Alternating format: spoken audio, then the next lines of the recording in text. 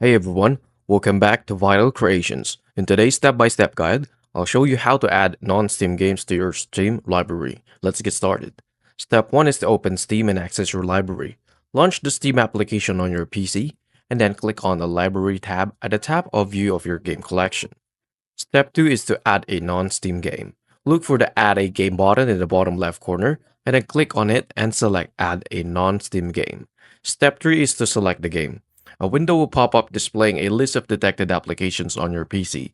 If your game is listed, check the box next to it. If it's not listed, click on Browse.